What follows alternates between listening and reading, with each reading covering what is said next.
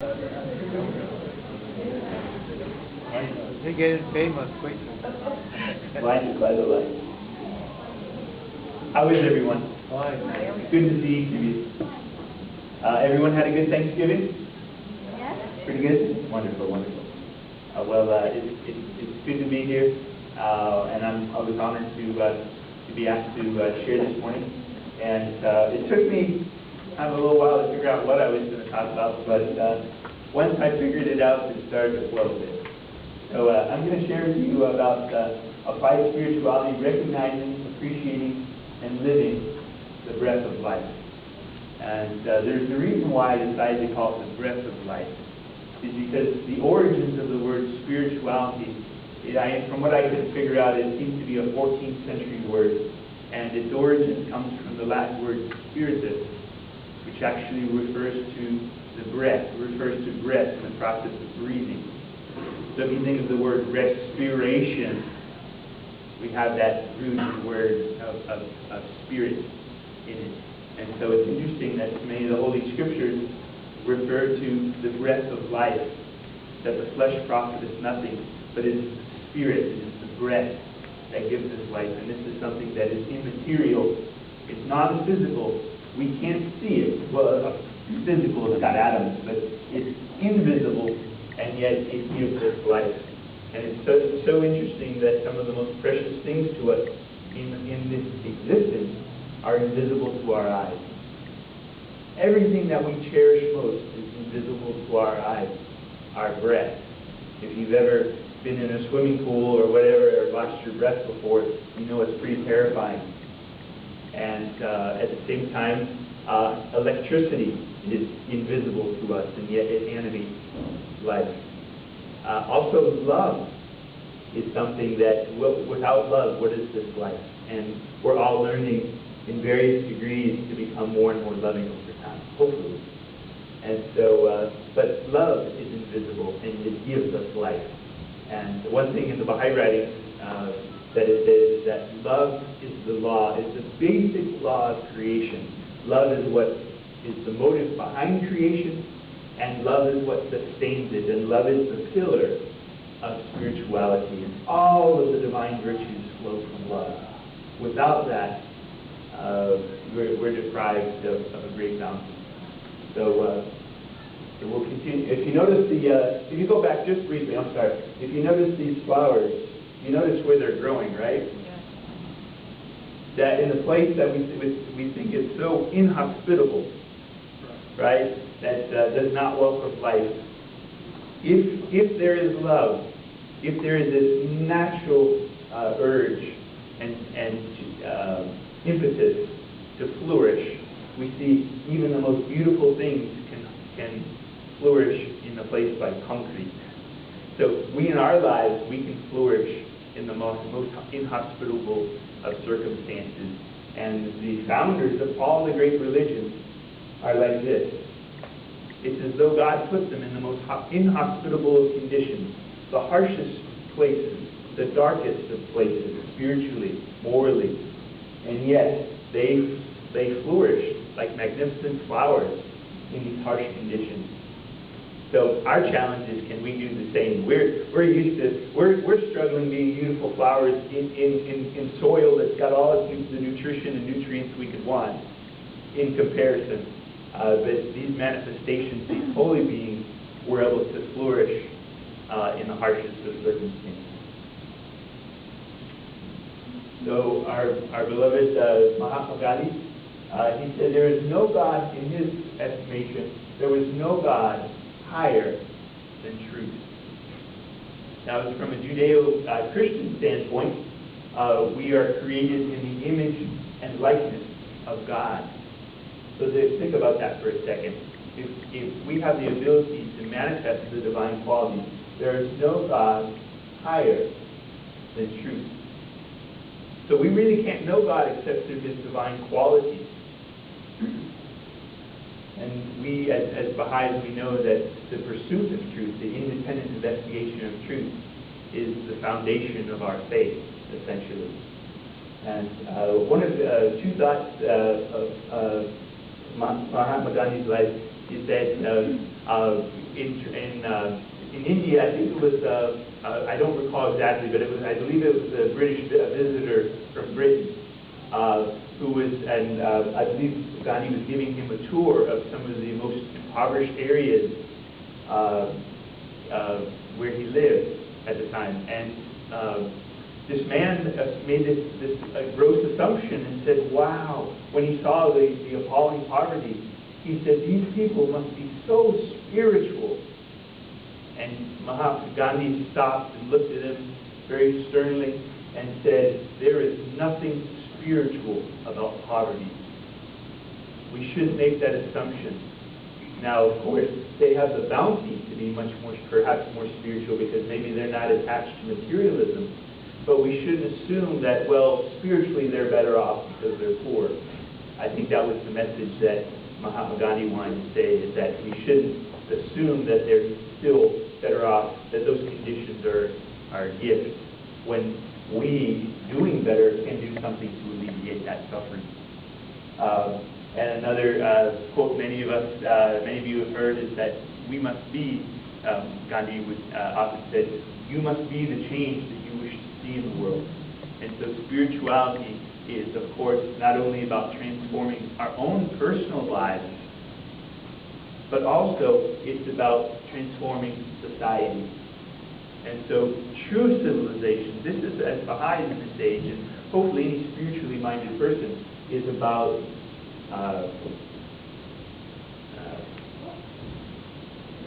get that left together. Basically, it's about that. It's about creating true civilization, where we're not only transforming our own lives. If I say I believe, whether I say I believe in Jesus or Buddha, whatever my faith is, it's not sufficient for me to just stay in my closet. Belief alone in this age, from a Baha'i perspective, that individual salvation, we are not here for individual salvation. It's not sufficient for me to say, I believe, and I'm good to go. But in this age, Baha'u'llah has come for the collective unity, the collective salvation of humanity, and our individual salvation, our own bounty and growth is when we work to help others, essentially. And so, another thought along those lines, it may come to me along those lines of personal transformation. Go ahead, next one. So, the kingdom, many of you from, those of us from a Christian background, some of you may be familiar with the common passage that says, the kingdom of God, the kingdom of heaven is within. And so, the kingdom is truly within.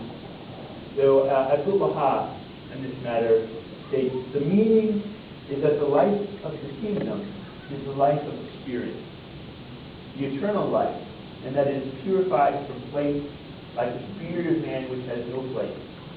For if you examine the human body, you will not find a special spot or locality for the spirit, for it has never had a place. It is immaterial. It has a connection with the body like that of the sun with this mirror. The sun is not within the mirror, but it has a connection with the mirror. So if you think about, I've always been curious in my field that, we think psychologists and other brain surgeons, everyone has been curious, we dissect the brain, can we find a central place? Can we find the pilot, essentially? And we really can't find the pilot. We have groups of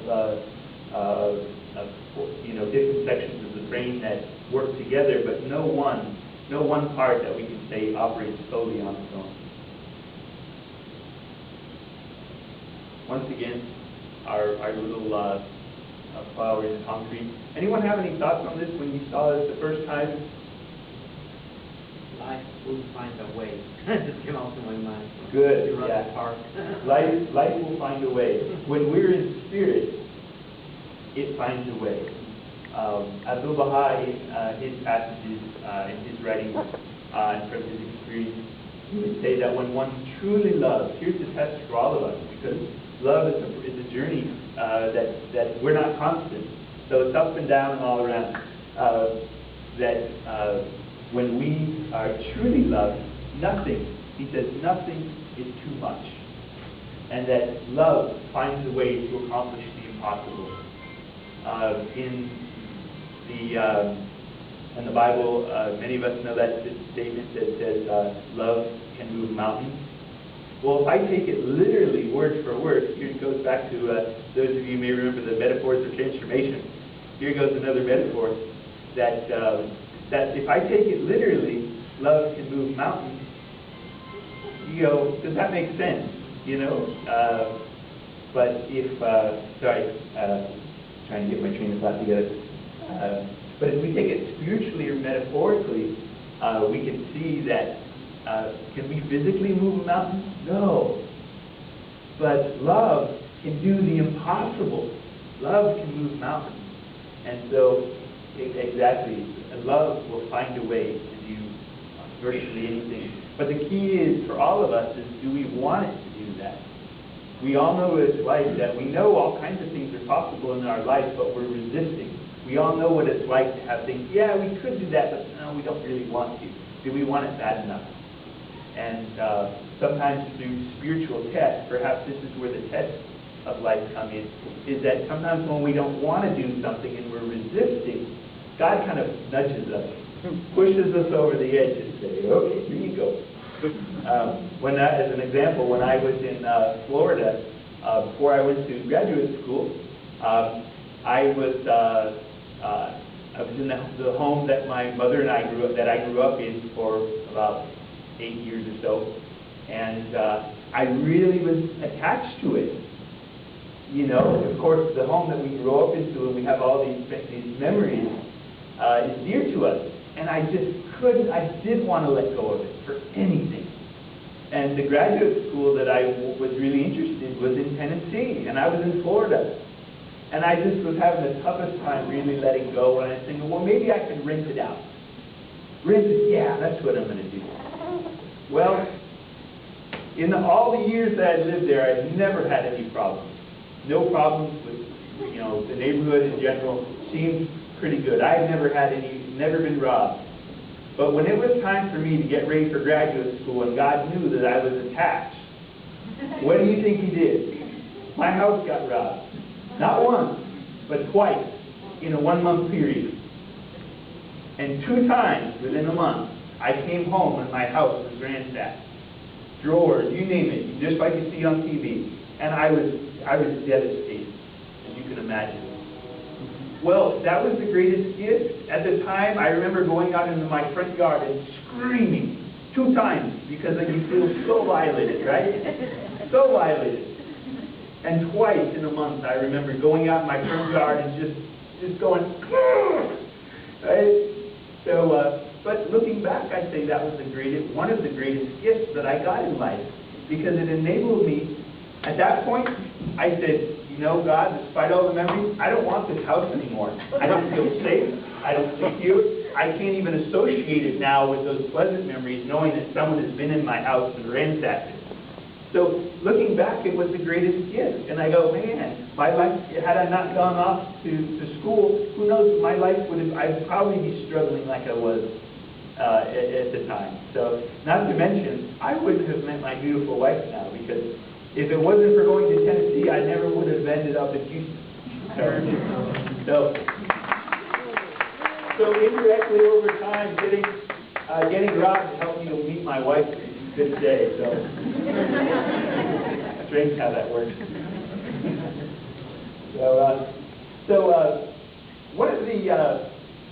One of the things, of course, many of you may know that the Baha'i writings, we have well over 100 volumes. Just revealed perhaps by Baha'u'llah alone. And his eldest son, the center of Baha'u'llah's covenant, his title was Abdul-Baha, which means the servant of glory, the servant of the glory of God. Not only the servant of God, but he was a selfless servant of his own Father, the manifestation, as Baha'is believe, the messenger of God for today. And he served so selflessly. And from the age of 9, he was wrongly imprisoned with his father. And he wasn't until, I believe he was in his mid to late 60s when he was finally released. from that prison, and it was an exile. And so what Baha'u'llah says in these many writings, he says that the best way to acquire a thirst for spirituality. So take that word in for a moment, spiritual. Just kind of pause, take a deep breath. Remember, it comes from the word spiritus, which has to do with breath. So one conscious breath, a meditation is one conscious breath. So just meditate in one breath. Take it in. And what Baha'u'llah says in his writing is that one of the best ways, the best way to acquire a thirst for spirituality is to contemplate, to think about the realities of the world to come. The best way to acquire a thirst for spirituality is to contemplate the realities of the world to come. Which means when I think about, hey, is there life after death? What happens when we die? Well, if I really take the time to think about that, if I come to the conclusion, well, that maybe there is, then I can't help but ask myself, wait a minute, if there's something after this, well, then what is this place for? If there's something after this, why do I have to mess with this place? This place is hell on wheels sometimes, right? We all know the hardship. So basically, one of the things is if there is life after death and I'm here, then there has to be a clear purpose. There has to be, at least in my mind, in my estimation. And so what is that purpose? From a Baha'i perspective, it's the acquisition of spiritual qualities that just as the baby in the womb acquires its arms and legs and senses to function properly in this world, we are developing, as many of you know, we are developing spiritual qualities in this life to function in the next life. Now the baby, in acquiring its arms and legs and eyes and senses in the womb, has no idea how it can really use those senses. And so us in this life, we think we understand the importance of virtue. We can see the effects of virtue in our lives. That, as we know, that true family is about spiritual connection. We can have blood relatives that we can't stand, right? We might treat them horribly, or they might treat us horribly. And so what we know is that true family is about spiritual connection. It's about sharing these qualities of love, courtesy, generosity, humility. And we're practicing these virtues. They're in matters of degree. So if there is a life that's after this, then we're preparing. This is the spiritual boot camp, essentially. In 1921, the beloved master Abdul-Baha passed away. And he is our exemplar of what it means to be Baha'i. What it means to be essentially the follower, the example of being an ideal follower of any faith. Because as Baha'is, we recognize that all of the great religions are one. It's an axiomatic truth. If you think of the rainbow, here comes another metaphor. If you think of a beautiful rainbow, the light of God, the knowledge of God, is like this pure white light. And as it hits the knees, think of how light from the sun hits the droplets of water and creates a prism. And so we see the rainbow. Well, when the white light, the knowledge of God, the love of God, comes to humanity in His manifestation, and it sees the needs and the capacity of the people, it appears as a different color. That's why the world is going around, well, Christianity isn't like Islam, it's not like Buddhism, they're all different. It's basically saying, well, yellow looks nothing like purple. But we know from a rainbow that all color comes from white light. And there is no, if you look at a really good rainbow, natural rainbow, the transition from one color to another is seamless. So that's the beauty of spirituality, is that our perceptions, our perspectives, and the metaphors, right? The metaphors grow on us, is that we're able to take almost anything in the world, anything in nature, whatever it is, and we can find at least one quality of God, no matter how bad it may be, we can still identify one virtue. And I think that's kind of neat, is to look through spiritual eyes I think it's Baha'u'llah right, that says only the imperfect eye beholds imperfection. And that's always been a challenging one for me to imagine, that only the imperfect eye beholds imperfection. As I mentioned, in terms of the best way to acquire a thirst for spirituality is to think about, is there life after death? And so Abdul-Baha passed away on November 29, 1921, and he again is our example. So I wanted to just kind of highlight briefly about some of the wisdom that he shared with us about spirituality.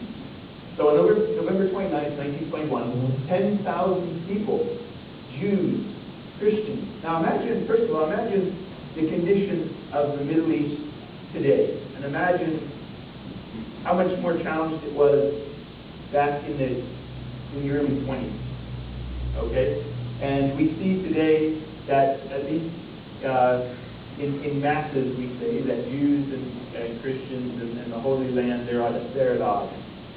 But imagine the transformation, the effect that one person's deed and their spirituality had on people of all faith back then.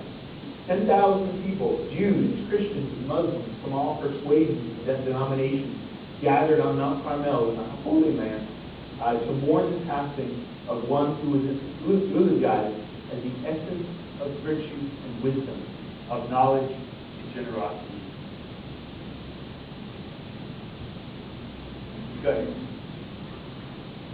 On that occasion, Abdul-Baha, Baha'u'llah's son and chosen successor, was described by a Jewish leader as a living example of self-sacrifice, by a Christian orator as one who led humanity to the way of truth, and by a prominent Muslim leader as a pillar of peace and the embodiment of glory and greatness.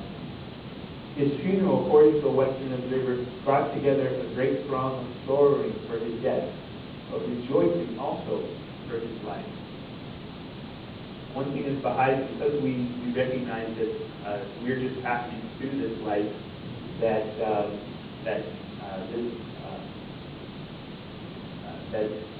when we pass away, it's as though we're graduating. We are able to celebrate life and celebrate death in a way that death is simply rebirth to the spirit world. And my mother passed away about 12 years ago, and she had been preparing me. She had been sick for 9 years, and she had been preparing me for her passing. For 9 years she prepared me. She was very ill, and at least every 6 months she'd go in the hospital for about 3 weeks. Overnight, from the time I started high school to the time I graduated, and she made it just long enough for me to graduate college, and just after she passed, she hung in there. But one thing she would always tell me, she would say, Brian, when I go, you better go out and celebrate. So, and that I did in our own way. And her father did the same thing. Her father told her, Mary Liz, when I pass away, I want you to go out. You have to promise me you're going to go out and get a red dress and go celebrate that I've graduated. And so that's like I don't want to say tradition, but something in my family we try to do is really celebrate and honor someone's passing, and not let it be a kind of pure mourning. Because you can imagine if you've passed on and you're on the other side, you go, what are you mourning about? Right? You're not really sad for me. You're just sad for yourself because I'm not with you. Right? Right? So that's the challenge for us, is that sense. And as we become, what the writing says, as we become more spiritual, that our ability to really grasp that reality and to be truly aware of it increases. Where, yes, we sorrow. Abdul-Baha sorrows. If any of you have heard of Thomas Breakwell, if you've ever read the eulogy that he wrote, Abdul-Baha wrote for Thomas Breakwell, you see the tremendous sorrow and sadness that filled his soul when his beloved servant, person, devoted his life to the cause. And so yes, our hearts grieve, but we try to celebrate. This is Abdul-Baha. Some of you may know that, many of you know that as Baha'is, Of course, we don't worship icons or have, certain relics per se. We don't worship pictures. That's why we don't keep a picture of Baha'u'llah. We don't keep pictures. Those are kept mainly at the Baha'i World Center because, of course, this is their outer form. This isn't their true essence. And so, even when we pray to God, any image that we have of God is always going to fall short. So it's up to each of us as individuals what we think of. Sometimes when I pray and I think of God, sometimes I just think of the sun shining, in the sun and in its intensity. I wanted to show you a picture of Abdul-Baha. And here's what Abdul-Baha said about true spirituality. Know, O thou possessors of insight, that true spirituality is like unto a lake of clear water, which reflects the divine. Of such was the spirituality of Jesus Christ. There is another kind which is like a mirage, seeming to be spiritual when it is not. That which is truly spiritual must, like the path to God, and must result in deeds. We cannot believe the call to be spiritual when there is no result. Spirit is reality, and when the Spirit in each of us seeks to join itself with the great reality, it must in turn